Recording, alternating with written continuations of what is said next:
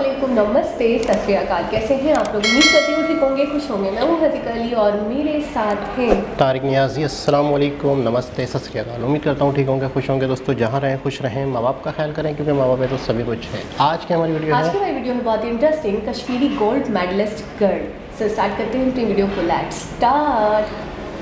PM Modi से start करते हैं।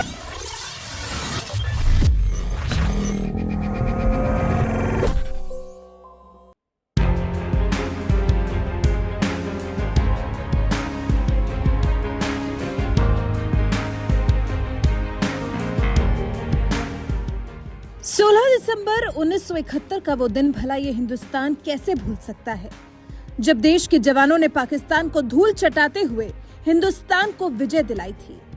इसी ऐतिहासिक मौके पर हर साल 16 दिसंबर के दिन देश में विजय दिवस मनाया जाता है और ये देश अपने शहीद जवानों को नमन करता है। हर साल की तरह इस बार भी शुक्रवार को देश की राष्ट्रपति द्रौपदी मुर्मू और देश के प्रधानमंत्री नरेंद्र मोदी ने शहीद जवानों को नमन किया और इससे ठीक एक दिन पहले आर्मी हाउस में आयोजित एट होम समारोह में भी हिस्सा लिया, जहां उन्होंने फिल्म एक्टर सिद्धार्थ मल्होत्रा के साथ साथ एक ऐसी लड़की से भी मुलाकात की जो उनके सामने गर्व से सीना तान कर खड़ी थी, क्योंकि ये कोई आम लड़की नहीं थी। ये वही लड़की है जो हिंदुस्तान के तिरंगे को पूरी दुनिया में बुलंद कर चुकी है और ये वो वक्त था जब इस लड़की का पीएम मोदी से मिलने का सपना पूरा हो रहा था। दरअसल इसी शुक्रवार के दिन यानी 16 दिसंबर को मनाए गए विजय दिवस के खास मौके पर पीएम मोदी ने 1971 के युद्ध में पाकिस्तान पर भारत की जीत सुनिश्चित करने में अहम भूमिका निभाने वाले सशस्त्र बल के कर्मियों को श्रद्धांजलि अर्पित करते हुए कहा था, विजय दिवस पर मैं उन सभी बहादुर सशस्त्र बलों के कर्मियों को श्रद्धांजलि अर्पित करता हूं, जिन्होंने 1971 के युद्ध में भारत की एक असाधारण जीत सुनिश्चित की। देश को सुरक्षित रखने में सशस्त्र बलों की भूमिका के लिए देश उनका ऋणी रहेगा। शहीद जवानों को नमन करने से ठीक एक दिन पहले यानी 15 दिसंबर को राजधानी दिल्ली में स्थित आर्मी हाउस में आयोजित एट होम समारोह में भी हिस्सा लिया था, जहां फिल्म एक्टर सिद्धार्थ मल्होत्रा के साथ साथ जम्मू कश्मीर की वुशु स्टार सादिया तारिक है, जिन्होंने इसी साल फरवरी में रूस की राजधानी मॉस्को में आयोजित वुशु स्टार चैंपियनशिप में गोल्ड मेडल जीतकर हिंदुस्तान का तिरंगा बुलंद किया था। उनकी इस ऐतिहासिक उपलब्धि पर देश के प्रधानमंत्री नरेंद्र मोदी ने बधाई देते हुए कहा था, मॉस्को वुशु स्टार्स चैंपियनशिप में स्वर्ण पदक जीतने पर सादिया तारिक को बधाई। उनकी सफलता कई नवोदित एथलीट्स को प्रेरित करेगी। उनके भविष्य के प्रयासों के लिए उन्हें बहुत बहुत शुभकामनाएं। महज 15 साल की उम्र में ही ऐतिहासिक जीत हासिल कर देश के लिए गोल्ड मेडल जीतने वाली जम्मू कश्मीर की सादिया तारिक मेडल जीतने के साथ साथ इस बात से भी खुश थी कि पीएम मोदी ने उन्हें खुद बधाई दी है। इसलिए उसी वक्त सादिया तारिक ने विश्वास दिलाया था कि वो आगे भी ऐसा ही प्रदर्शन जारी रखेंगी, जिससे पीएम मोदी से मिलने का उनका सपना पूरा हो सके। और आज वो वक्त भी आ गया जब सादिया तारिक का फरवरी में देखा सपना 16 दिसंबर को पूरा हो गया, जब उनसे खुद पीएम मोदी ने आर्मी हाउस में हुए एट होम समारोह के दौरान मुलाकात की।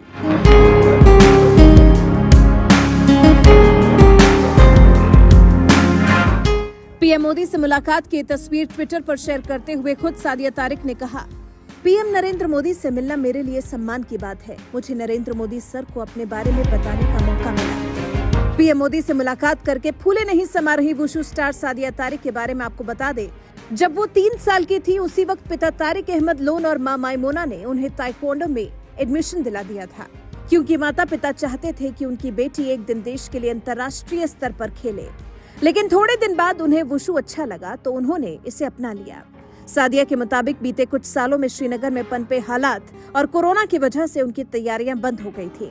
वो अकादमी में ट्रेनिंग के लिए नहीं जा पाती थी, जिससे उन्हें लगा कि वो कभी खेल भी पाएंगी या नहीं।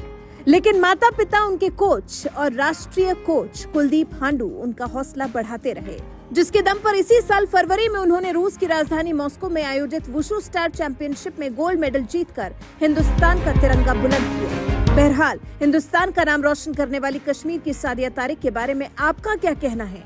अपनी राय हमें कमेंट कर जरूर बताएं।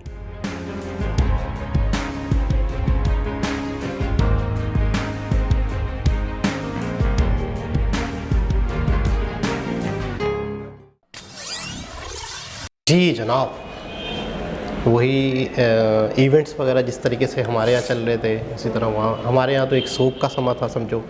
लेकिन ये कि इस तरह के इवेंट्स से बाकायदा मतलब जो लोग, जो जवान जिन्होंने उस कार्यक्रम में, उस जद्दोजहद में शहीद हुए या उस जद्दोजहद में हिस्सा बने थे, तो उनको याद करना। असल में होता क्या है कि अक्सर हम अपनी आने वाली ज़िंदगी में इतना बिज़ी हो जाते हैं, इतना मस्त हो जाते हैं कि हम उन लोगों को शायद भूल ही जाते हैं कि जो देश बनाने में हमारा मतलब है कि एक तरह से बहुत बड़ा किरदार अदा किया होता है, या देश के विकास के उनके लिए बहुत बड़ा किरदार होता है, या किसी देश को बनने में उनका बहुत बड़ा किरदार होता है। अक्सर हम उन लोगों को भूल जाते हैं। तो इस तरह के इवेंट्स, इस तरह की चीज़ों से बाकायदा पता चलता है कि हाँ यार वाकई, और जैसे भी अक्सर कहा जाता है कि जो कौम अपने हीरोज़ को भूल जाएगी वो कभी भी तरक्की नहीं कर पाएगी। असल में होता क्या है, अच्छा अब साथ साथ ये मेरे ख्याल में 2 खबरें एक साथ जुड़ी हुई थी। तो साथ में ये भी थी एक लड़की जिसने बाकायदा जम्मू कश्मीर से स्पोर्ट्स में बाकायदा भारत के लिए गोल्ड मेडल लाई। बहुत बड़ी बात है, पूरी दुनिया में एक बहुत ही खूबसूरत मैसेज, बहुत ही खूबसूरत एक छवि जाती है किसी भी देश की। अच्छा, ख़ास तौर पे जब कोई लड़की लाए तो उस देश की बहुत अच्छी इमेज जाती है। लड़के स्पोर्ट में होते हैं, एक नॉर्मल सी बात समझी जाती है कि ठीक है यार एक लड़का है, गोल्ड मेडल लाया है। लड़के अक्सर कोई ना कोई हर गेम में ज़्यादातर लड़के ही होते हैं। तो जहाँ से लड़कियाँ निकल के आ रही हों, इस तरह से बहुत बड़ा नाम पैदा कर रही हों, तो ऐसा लगता है कि वाकई उस मुल्क की एक बहुत ही खूबसूरत छवि है।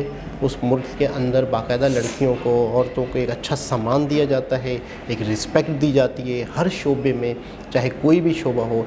एजुकेशन में लड़कियां आती हैं, वो तो हर कंट्री में आती हैं, लेकिन स्पोर्ट के हवाले से अक्सर बहुत सारे ऐसे देश होते हैं जहाँ पर थोड़ा सा अजीब सा समझा जाता है। ख़ास तौर पे, बहुत सारे नहीं कहूँगा, ख़ास तौर पे हमारे आसपास जो देश हैं, इन इलाक़ों में, इन देशों में थोड़ा सा लड़कियों का स्पोर्ट के हवाले से रुझान आहिस्ता आहिस्ता अब बढ़ रहा है, पहले इतना नहीं था। अच्छा, लेकिन मेरा थोड़ा सा नज़रिया बरक्स रहेगा इससे, वो ये कि लड़कियां स्पोर्ट्स में नहीं होती हैं। इंडिया की हमने जितनी भी वीडियोस देखी हैं, हम इंडिया को जितना जान पाए हैं, हम अक्सर देखते हैं स्पोर्ट्स के हवाले से कोई भी वीडियो देख रहे थे। थोड़े दिनों पहले हमने कॉमनवेल्थ गेम के हवाले से देखा था, तो उसमें कई सारे विजेता जो थे वो इंडियन गर्ल्स थी।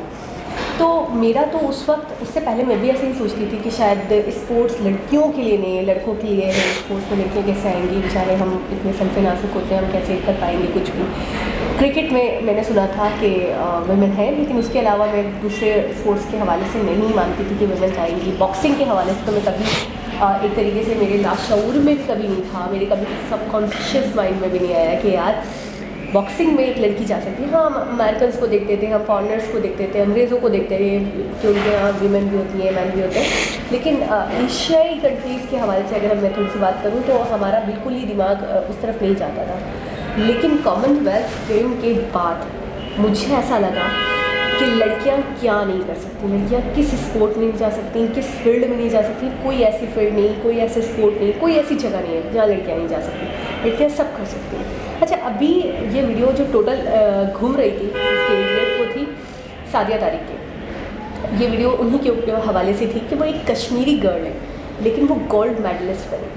और उसके बाद पर्सनली मोदी जी उनसे मिले और वो बाकायदा उन्होंने खुशी से ट्वीट भी किया कि मुझे पहली बार एक तरीके से मौका मिला, चांस मिला कि मैं अपनी पर्सनल लाइफ के बारे में मोदी जी से बात कर सकूं, उनको बता सकूं अपनी सेल्फ के बारे में। तो ये बहुत बड़ा सम्मान था, बहुत बड़ा एक तरीके से उत्सव हो गया इनके लिए, तो कि ये इस जगह टकरा गई और इस जगह मोदी जी ने भी पर्सनली इनके लिए टाइम निकाला इनसे मिलने के लिए।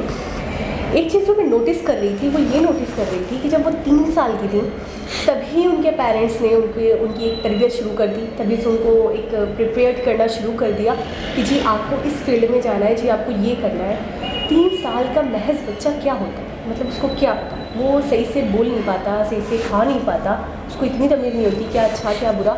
लेकिन मैं हैरान हूँ उनके पेरेंट्स पर, हैरान हूँ उनकी तरबियत पर, अपब्रिंगिंग पर, उनके संस्कार पर, उनकी हर चीज़ पर कि वो किस तरीके से मैनेज करते हो और किस तरीके से इतनी अर्ली एज में अपने बच्चों को इतना अच्छा एक एनवायरनमेंट। हमारे एक सब्सक्राइबर है, हमने प्रीवियसली एक वीडियो देखी थी बच्चों के हवाले से, जिसमें हम कह भी रहे थे कि यार इतने इंटेलिजेंट इनके बच्चे कैसे होते हैं। आई थिंक पंडित की जो वीडियो थी वो देखी थी हमने, गूगल बॉय, तो मुझे उनका सेकंड नेम याद आ रहा है, फर्स्ट नेम भूल गई मैं। तो उसके अंदर हमने कहा भी था कि पता नहीं इनके बच्चे इतने इंटेलिजेंट कैसे हो जाते हैं, और उनके पेरेंट्स का बड़ा योगदान होता है, बड़ा पेरेंट्स का एक सपोर्ट बहुत ज़्यादा होता है, बहुत गाइड करते हैं वो लोग। तो बाकायदा मुझे एक सब्सक्राइबर ने मैसेज करके बताया कि हमारे यहाँ हमारे जो पेरेंट्स हैं वो बच्चों की एनवायरनमेंट पे बहुत काम करते हैं, उसकी बहुत ज़्यादा ख्याल रखते हैं, उसके ऊपर बहुत ज़्यादा उनकी नज़र होती है, फोकस होता है कि बच्चे को अच्छा एनवायरनमेंट मिले। दूसरा, हमारे यहाँ बच्चे की एजुकेशन पे पेरेंट्स का बहुत फोकस होता है कि वो क्या कर रहा है, वो क्या पढ़ रहा है, वो कौन से टॉपिक्स अच्छे पढ़ रहा है, वो कौन से टॉपिक्स नहीं पढ़ पा रहा है, वो कहाँ कैच कर पा रहा है, कहाँ पे पिकअप नहीं कर पा रहा है। इतना ज़्यादा ध्यान होता है कि हर वक्त उनकी नज़र बनी रहती है। तो ये दो चीज़ें जब एक बच्चे को अच्छी मिलती है तो फिर वो क्यों नहीं आगे जाएगा, वो क्यों नहीं तरक्की करेगा। हम स्पोर्ट्स के हवाले से कह देते हैं कि हमारी लड़कियां तो आगे नहीं जा सकती, हमारी लड़कियां क्यों, हमारी लड़कियां नहीं हैं, वो जो है वो कुछ और है, वो भी तो करके दिखा रहे हैं, वो भी तो आगे बढ़ रहे हैं। लेकिन उनकी जो मेहनत है, उनकी जो प्रिपरेशन है, उनको जो एक तरीके से ढाला जा रहा है सांचे में, वो 3-3 साल की उम्र से ढाला जा रहा है, 2-2 साल की उम्र से, 3-3 साल की उम्र से, 7-7 साल की उम्र से। गूगल बॉय का मुझे याद आता है कि वो ये कह रहे थे कि मैं 3-4 साल का था, 6 साल का था, तब से ऐसा हुआ। जया किशोरी बताती मैं 7 साल से थी, 6 साल से थी, तब से मेरा माइंड इसी तरफ का हो गया। यानी इनके बच्चे जो फील्ड्स होती हैं वो बहुत अर्ली एजेस में चुनते हैं। यानी कि 6 साल का बच्चा, 7 साल का बच्चा क्या जानता है। हमारे यहाँ तो 6 साल का, 7 साल का बच्चा, हम कहेंगे बस खेलो, जितना खेल सकते हो खेलो, अभी तुम्हारी खेलने कूदने की उम्र है। जब तुम्हें कुछ डिसाइड करना होगा, जब तुम्हें कुछ बनना होगा, 20 साल में, 18 साल में, 19 साल में जाके फिर हम डिसाइड करेंगे इंटर के बाद कि तुम्हें क्या बनना है। तो मैंने बहुत बड़ा डिफरेंस देखा उनके आगे होने का और हमारे पीछे होने का, एक बहुत बड़ा सबक। और मुझे ऐसा लगता है कि वो जो एक भाई साहब थे जो इंडिया से आए थे पाकिस्तान, और वो एक लाइन में बोल कर चले गए कि मसला क्या है एजुकेशन का, तो बिल्कुल ठीक बोल कर गए कि बड़ा डिफरेंस है हमारे यहाँ, हमारे बच्चों की तरबियत में भी बड़ा डिफरेंस है। हम उनको वैसे नहीं पालते, वैसे बड़ा नहीं करते जैसे वो करते हैं। उनकी एजुकेशन का इतना ख्याल करते हैं, हम कहाँ करते हैं। हमारे यहाँ तो बच्चे स्कूल नहीं जा रहे, हम नहीं पूछते। बिल्कुल ऐसा ही है। तो मतलब है कि बात वही है कि जब ऊपर की जनरेशन पढ़ी लिखी होती है तो नीचे की जनरेशन को भी पढ़ाते हैं। अब यही है कि जब ऊपर की जनरेशन को एहसास ही नहीं है तालीम की अहमियत का, तो नीचे की जनरेशन को तालीम दिलवा नहीं रही। तो एक बहुत ही ज़बरदस्त वीडियो थी, बहुत अच्छा लगा। दोबारा किसी और हिसाब से मुलाकात होगी, जब तक के लिए अल्लाह हाफ़िज़।